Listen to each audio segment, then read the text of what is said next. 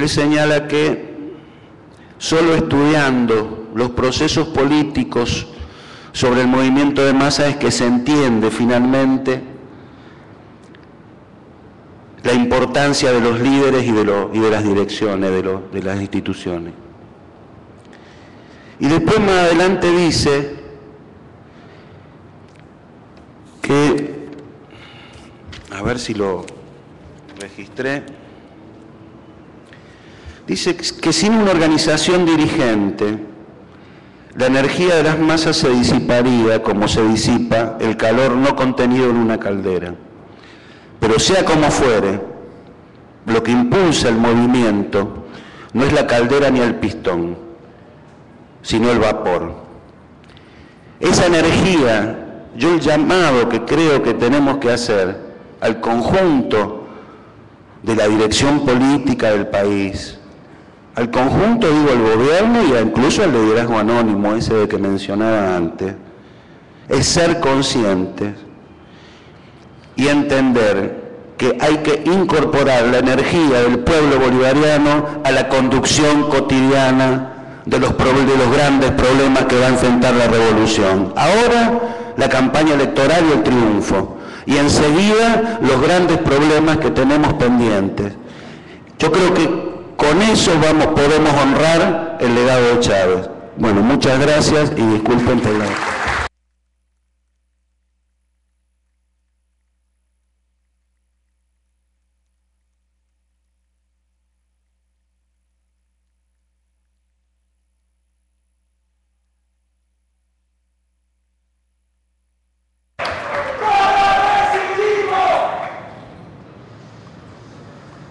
Bien, vamos a darle la palabra ahora al presidente del Centro Internacional Miranda, también uno de los viceministros del Ministerio de Poder Popular para Educación Universitaria, el profesor Luis Bonilla Molina.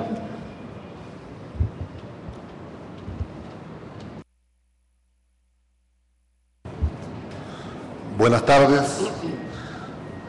Yo le voy a pedir disculpas porque no voy a hablar con lenguaje académico, sino con el lenguaje de un huérfano, porque así se siente mi espíritu en este momento, como un huérfano de quien en un momento histórico nos convocó a combatir por el sueño de una patria justa, solidaria, sin pobres y sin excluidos. Ese hombre que hoy no está físicamente con nosotros, pero que está en el cuerpo de este colectivo, de este país, no es otro que Hugo Rafael Chávez Frías. Los pueblos son sabios y se expresan por diversas maneras. Yo lo vengo diciendo en los últimos días, en cada uno de los espacios que me ha correspondido hablar, que qué bella y qué extraña la canción de campaña para el 7 de octubre. La canción de Dani Caguán, los Cadillac, y más aún hermosa, cantada también por Hugo Chávez, cuando la cantó en Maracaibo, en el estado Zulia. Porque esa canción dice cosas que no dice un político común, ni dice ni siquiera un revolucionario común. Está de moda hacer el bien.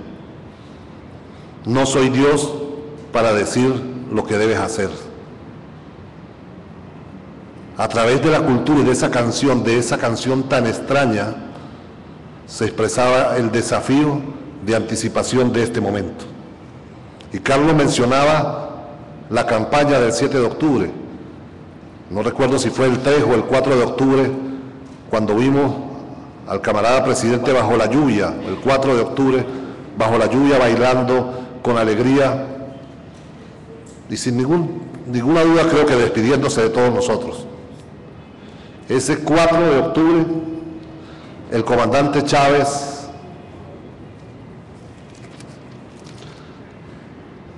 bailando, ocurrió un fenómeno bien extraño. Nosotros que somos muy indisciplinados como pueblo, como venezolanos, que muchas veces apenas llegamos a una manifestación comenzamos a irnos para las orillas, para la esquina, escuchamos la mitad de lo que está diciendo y muchos nos vamos antes que termine el orador y muchas veces nos retiramos antes que terminara de hablar Hugo Chávez y lo seguíamos escuchando en los radios de nuestros carros, en la televisión de nuestra casa. Ese día Chávez terminó de hablar y nadie se movía y estaba cayendo un palo de agua, un soberano palo de agua y nadie se movía. Y Chávez, impresionado incluso, decidió recorrer la marcha, debemos recordarlo. Y alguien me decía ayer, alguien que estaba muy cercano al presidente en ese momento, que cuando terminó el recorrido lo agarró y le dijo: ya yo hice lo que a mí me tocaba, ahora les toca a ustedes. Por eso yo creo que él tenía plena conciencia en ese momento de que estaba librando una batalla muy dura, pero que la tarea era de todos nosotros. Ese es el Chávez profundamente humano, el infiltrado que teníamos en el gobierno.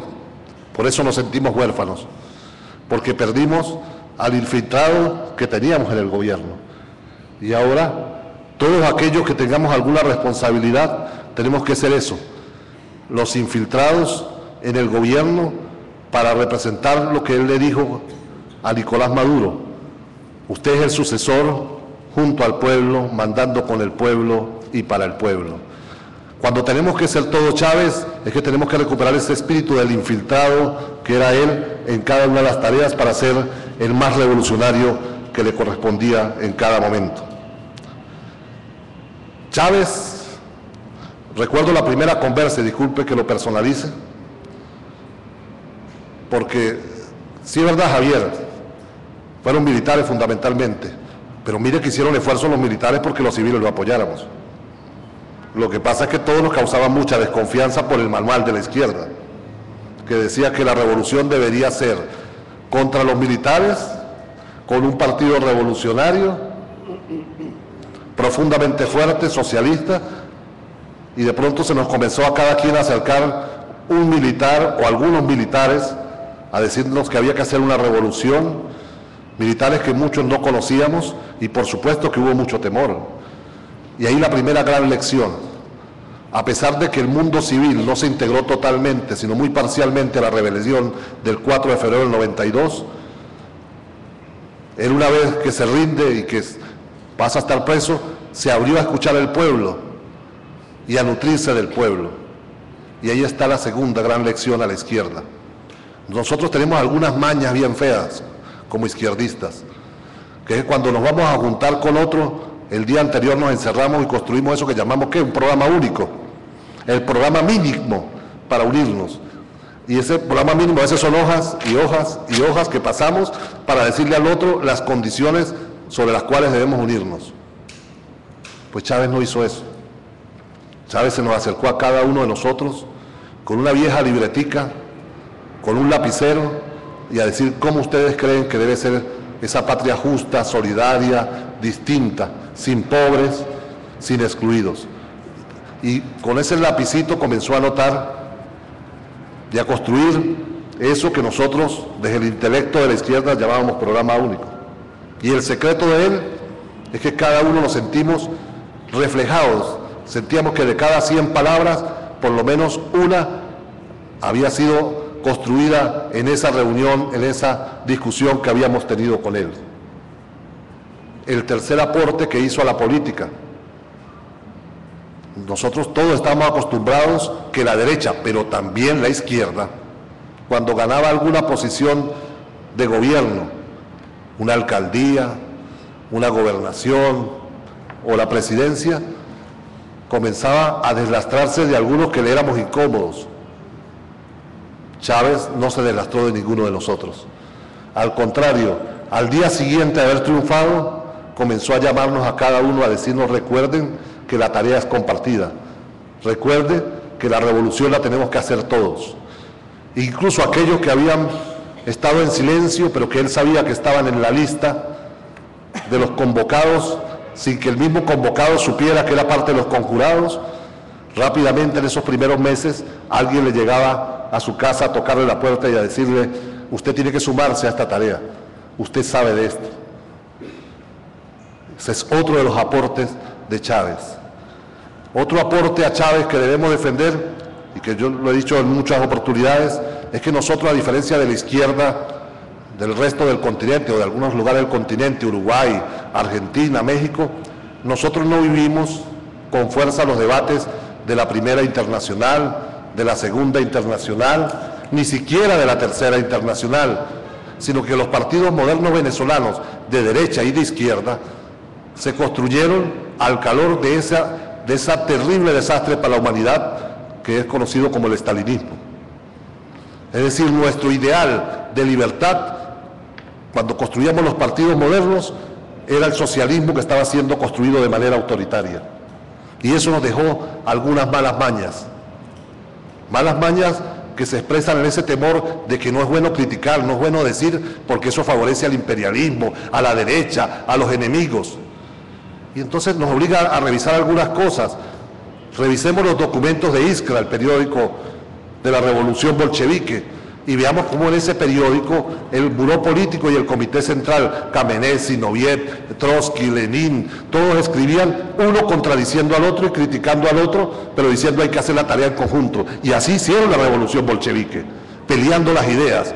Y así construyeron los soviets, peleando las ideas abiertamente. Eran los boletines que circulaban en el partido, en cada una de las células, las distintas posiciones, y los militantes discutían al calor porque estaban construyendo una revolución, no había censura alguna. En cada célula del partido se discutían los debates y las posiciones de cada uno de los líderes históricos de la revolución, hasta que vino ese desastre que es el estalinismo, que dijo que criticar le hacía daño nos hacía daño, nos dividía y le hacía un flaco servicio al enemigo. Y de ahí viene esa costumbre de acusarnos a cualquiera que critiquemos de agente de la CIA, de enemigo, de divisionista.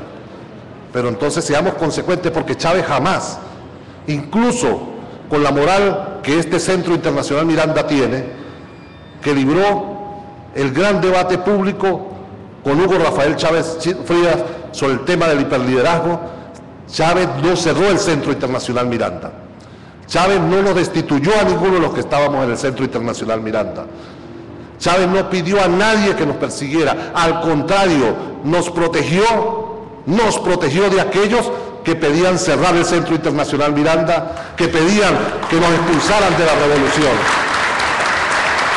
Porque Chávez entendía con claridad que construir la revolución bolivariana implicaba también dar un aporte al legado del socialismo, y era construirlo en democracia, y democracia significa debate, significa confrontación de ideas, y significa crítica y autocrítica revolucionaria.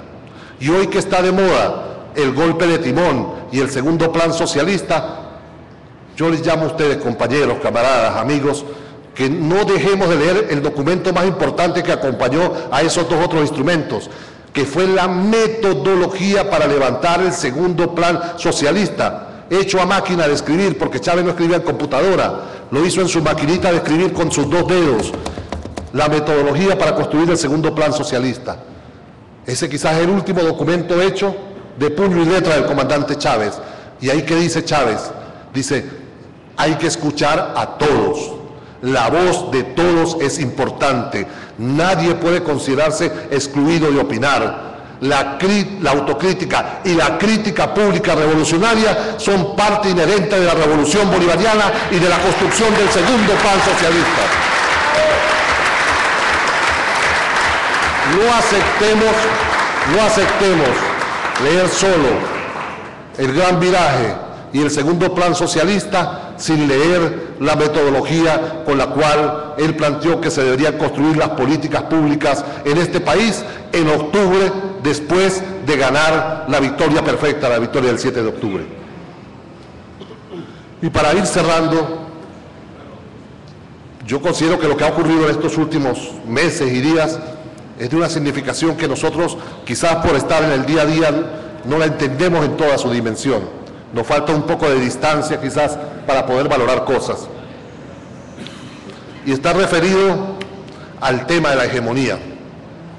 Chávez en julio del 2012 planteó que teníamos un gobierno revolucionario, independiente políticamente, pero que teníamos que construir independencia económica. Solo planteó Chávez en julio del 2012, pero además planteó que la gran pelea era por la hegemonía. Es decir, cuando las ideas socialistas ya sean aceptadas por las grandes mayorías de venezolanos. Y decía que esa era la meta que él sentía inconclusa, que sentía que aún no habíamos logrado, a pesar que estábamos construyendo poder popular, que estábamos garantizando matrícula a todos los niños y jóvenes, aún teníamos ese gran desafío. Pues bien, Chávez, considero que desde la enfermedad, desde que se fue aquel 8 de diciembre, y muchos, aunque nos negábamos a creerlo, sabíamos que algo muy grave estaba pasando, y todo el pueblo venezolano lo sabía, logró en ese periodo, desde el 8 de diciembre hasta el 5 de marzo, ganar esa gran pelea por la hegemonía. Hoy hasta los adecos recalcitrantes dicen que este país es socialista y que la oposición, para poder tener una opción de poder, tiene que entender las claves del socialismo o están perdidos. Eso no es otra cosa que la victoria de la hegemonía del pensamiento socialista ganado pulso a pulso por el propio Hugo Rafael Chávez Frías. Chávez, en esa conversa que le señalaba hace rato, dijo una frase, palabras más, palabras menos, que yo creo que debe ser el norte de muchas de las cosas que hagamos. Él nos decía en esa conversa, ser auténtico construye confianza. Es decir, la única forma de saber hasta dónde tú me puedes acompañar o hasta dónde yo te puedo acompañar es que digas todo cuando discutamos, cuando debatamos. En esa perspectiva, quiero cerrar con esto diciendo qué tremenda tarea que tiene el camarada Nicolás Maduro. No quisiera estar... Sí, pero primero Nicolás, porque él heredó la posibilidad de conducir todo este proceso y tiene que entender todas esas claves de las cuales le venía hablando, el enorme desafío. Y es más fácil a veces entenderlas racionalmente que ponerlas en práctica. De verdad que qué tremenda responsabilidad tiene el camarada Nicolás. Y al camarada Nicolás, uno no tiene otra cosa que decirle que lo vamos a apoyar, que estamos seguros que va a ganar la victoria perfecta el 14 de abril del año 2013, que va a ser el próximo presidente de la República Bolivariana de Venezuela y la cabeza de este proceso. Pero también le decimos...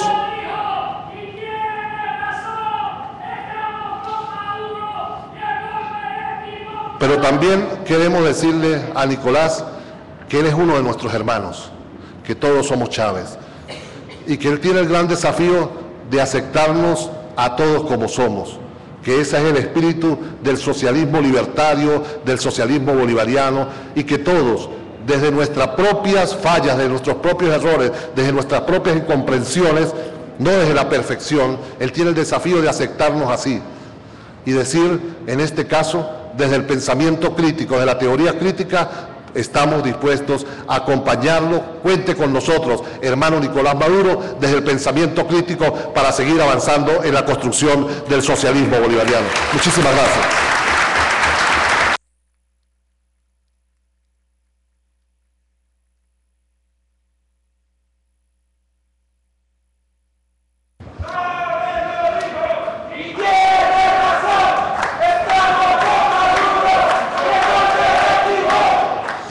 Bien, hemos llegado ya a la última ponencia de este ciclo, que le corresponde al amigo y gran colaborador internacional del Centro Internacional Miranda y de la Revolución Bolivariana, Juan Carlos Monedero. Pero antes de darle la palabra,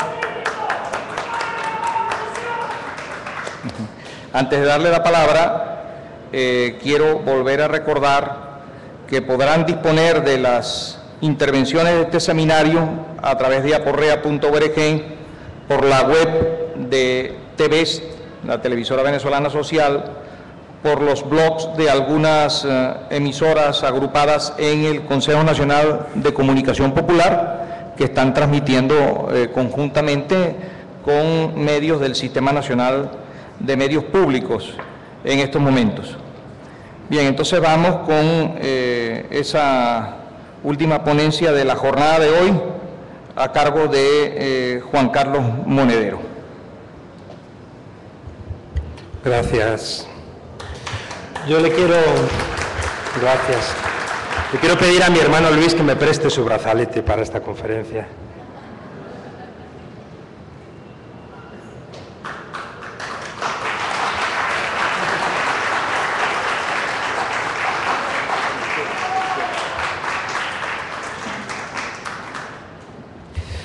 Yo sí creo que se puede hablar del legado de Chávez en 10 minutos, incluso con menos, y con 5 palabras. Yo he escuchado esta mañana a un atleta paralímpico que ha dicho, ¿el legado de Chávez en 5 palabras? Claro, Chávez, Chávez, Chávez, Chávez y Chávez, carajo.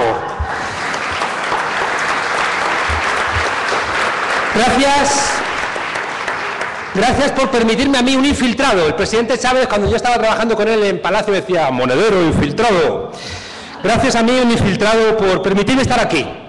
Toda esta semana llorando con ustedes y juntando las lágrimas del pueblo de España con las lágrimas del pueblo de Venezuela. Y ahora colaborando a la principal tarea que tenemos por delante, y es que Nicolás Maduro salte el muro más alto que ha tenido este proceso, que es continuar la tarea del presidente en su ausencia física. Y con mi convencimiento le vamos a regalar al presidente, en la persona de Nicolás, los 10 millones que buscó y que todavía tenemos pendientes.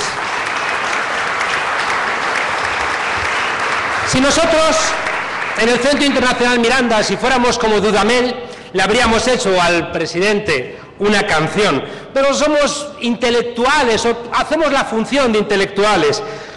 Trabajamos pensando, escribiendo, y por tanto, en vez de hacer una canción, pues hemos decidido pensar su pensamiento y pensar su acción. Por tanto, este encuentro es un encuentro de homenaje, en lo que supuestamente mejor hacemos a la memoria del presidente que está tan presente. El presidente Chávez llegó en un momento histórico, en un momento en donde la máxima hegemonía la tenía el neoliberalismo. Fíjese que llegó en un momento en donde había un papa profundamente anticomunista. Cuidado, acaban de nombrar a otro papa que está nombrado igual que en los años 70. Juan Pablo II tuvo como misión la lucha anticomunista. Este nuevo papa tiene como misión frenar a los gobiernos de cambio de la izquierda de América Latina. Atentos. Decía que el presidente llega en un momento en donde está la máxima hegemonía del pensamiento neoliberal. Y no solamente eso, sino que además la izquierda está por los suelos. Se había hundido la Unión Soviética y los cascotes del muro de Berlín nos habían caído sobre las espaldas. Escribían desde la derecha el fin de la historia, ya no teníamos derecho a pensar ninguna alternativa. Y si acaso pretendíamos alzar la cabeza, salían con el libro negro del socialismo, el libro negro del comunismo, para que no pensáramos. En ese momento de confusión vino la socialdemocracia europea a firmar un documento terrible que era la tercera vía, que significaba que si después de la Segunda Guerra Mundial habíamos asumido el liberalismo político, es decir, las elecciones, ahora asumíamos el liberalismo económico y por tanto nos habíamos entregado en brazos de la derecha. Fíjense ustedes que el primer legado para mí del presidente Chávez es huir de la ortodoxia. El presidente Chávez llega en un momento en donde no hay modelos. No solamente no hay modelos, sino que tiene que negociar con lo que existe. Los enemigos del proceso no se han ido a Miami, están aquí. Y todavía sigue habiendo mucha cultura política cuarta republicana. Y hay que trabajar con eso que existe. Y el presidente Chávez entiende que no puede ser ortodoxo. ¿Cuántas veces hemos recordado la frase de Ludovico Silva cuando decía que si los loros fueran marxistas, serían marxistas ortodoxos? Pero no queríamos una lectura de loros de Marx, necesitábamos inventar otro tipo de lectura. Por tanto, fíjense ustedes, una ortodoxia que tenía que ser desterrada y que había que reinventar todas las lecturas de nuestros clásicos. Una de las cosas que más me sorprendió cuando llegué aquí es que la frase inventamos o erramos era el eje central de la política de este país. Y por tanto el segundo legado para mí central de Chávez era el experimentalismo. No había nada que no se pudiera experimentar. Y ahí aparecen entonces como una posibilidad real de hacer política las mujeres, los indígenas, las minorías sexuales, incluso algún que otro trotskista. Fíjense ustedes que en este legado de inventar o errar en este legado del experimentalismo, el presidente tenía que luchar contra los burócratas, tenía que luchar contra aquellas personas que solamente querían aplicar el canon existente.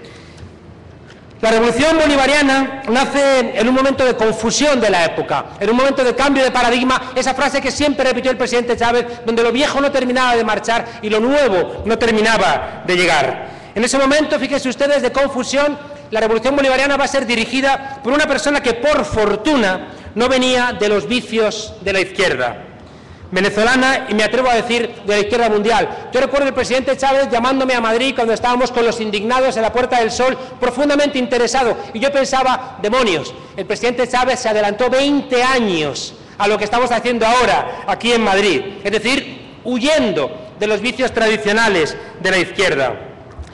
Una izquierda diferente, una izquierda, yo recuerdo cuando llegué a Venezuela que contaba, emocionado no por la reinvención que aquí había de la izquierda, yo contaba esa historia de ese camarada rojito que le dicen, camarada, si tú tuvieras 2 aviones, ¿qué haría? Dice, yo uno para mí y otro para el partido, y si tuvieras 2 fincas, una para mí y otra para el partido, y si tuvieras 2 Hummer, uno para mí y otro para el partido, y si tuvieras 2 gallinas, hombre, pero no dudas las Hummer, las fincas, los aviones, ¿por qué dudas de las 2 gallinas? Y dice, no, es que las 2 gallinas sí las tengo.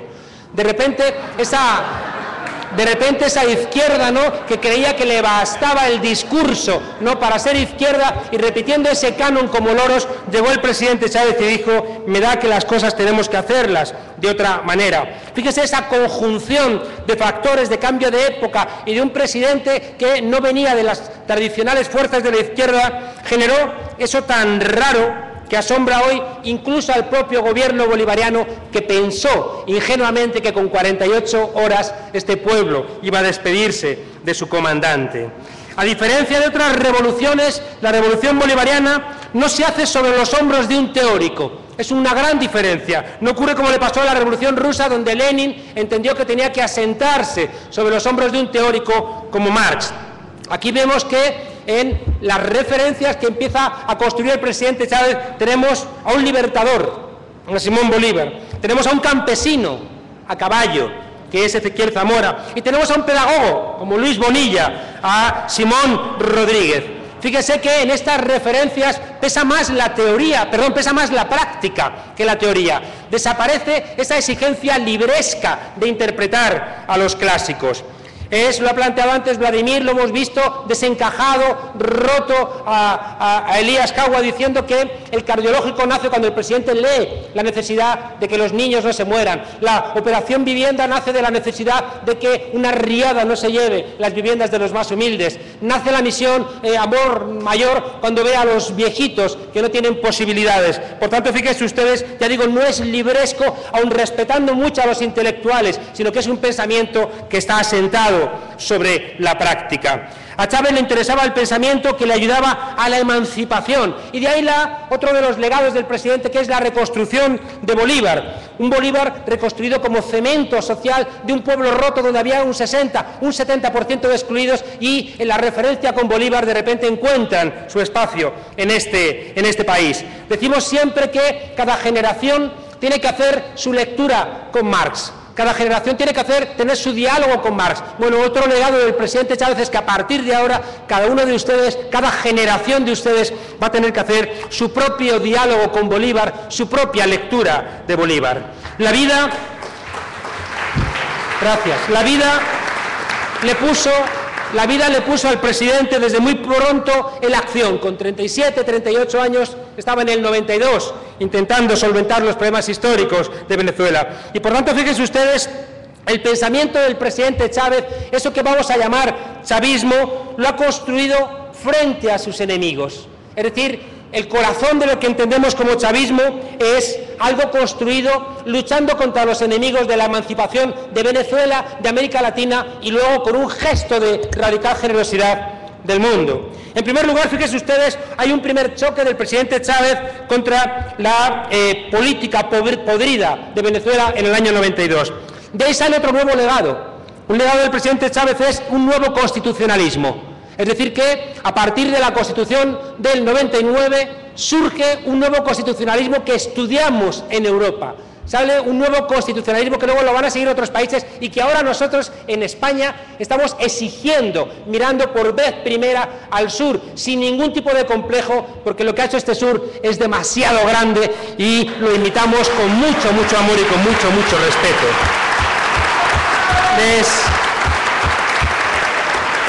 Les decía que hay un legado de un nuevo constitucionalismo frente a esa política podrida, pero un segundo legado que llevamos por 5 es la necesidad de superar la forma tradicional de partido. El presidente Chávez choca ya desde el año 92 con esa política podrida del turnismo de adecos y copellanos, donde las formaciones políticas tienen una lógica que impiden salir de los problemas. Y por tanto, fíjense ustedes, legado número 5 del presidente Chávez es la exigencia de superar la forma tradicional de partido, en donde también a menudo el propio PSUV y los demás partidos del pueblo patriótico también caen, porque hay todavía mucho cuartarrepublicanismo sociológico en este país. Fíjense ustedes que en España lleva el caudillo Franco muerto 40 años y todavía nos huelen los pies a franquismo. No olviden ustedes que la Cuarta República todavía está escondida en muchos lugares y en cuanto se descuidan, vienen y les vuelven a calcar en la cabeza esos principios adecos y copellanos. Por tanto, fíjense ustedes esa necesidad de superar la forma tradicional de partido. Se ve a día de hoy en la tensión cuando el pueblo exige primarias en los partidos. Se ve cuando hay una discusión entre si el partido tiene que ser la correa de transmisión de las órdenes de arriba o los partidos que apoyan el proceso revolucionario tienen que ser lugares de debate. Los partidos tienen que convertirse en lugares centrales de debate. Cada partido debe ser una esquina caliente y quien diga que los partidos del polo patriótico tienen que ser corrientes de transmisión de arriba no han entendido al presidente Chávez. Decía igualmente que en esa necesidad de superar la fórmula tradicional de partido hay que entender que los partidos tienen que ser lugares de participación y no redes clientelares. Hay que estar muy atentos de no caer en el error del clientelismo que ayer era ADECO, hoy hacerlo de nuestras formaciones políticas, porque implicará que no hemos entendido ese legado del presidente Chávez. El siguiente choque importante del presidente va a ser con el imperio, algo que ya él había interiorizado con Allende y su fracaso a la hora de poner en marcha la unidad popular. El legado 6 para mí del presidente Chávez es construir la unidad de América Latina. Desde el primer momento, yo lo puedo recordar, el presidente entendió que era imposible construir la democracia en un solo país. Desde el minuto 1 entendió que era imposible que la democracia venezolana sobreviviera si no se extendía con la misma lógica en el resto de los países de América Latina. Y ahí empezó una política hermosa, que es lo que hace que hoy toda América Latina llore al presidente. Fíjense ustedes que lo que estamos reclamando en Europa, Alemania, que es que ayude a los países del sur, es lo que le criticaban a Chávez con la expresión la regaladera. Bueno, pues esa regaladera es lo que ha hecho que hoy todos ustedes conozcan a todos los presidentes de este continente. Todos ustedes piensen como un solo continente y son ustedes también los que han conseguido, gracias a eso, ese abrazo que Alberto Granados, el viejito que había dado la vuelta con el Che Guevara a América Latina, cuando abraza al presidente Chávez y abraza a Evo Morales, les dice: gracias presidentes y sobre todo gracias presidente Chávez, porque gracias a ustedes el Che Guevara, si estuviera aquí, se asombraría de lo que ha aumentado, de lo que ha crecido, de lo que ha avanzado la integración de este continente. Este legado 6 del presidente Chávez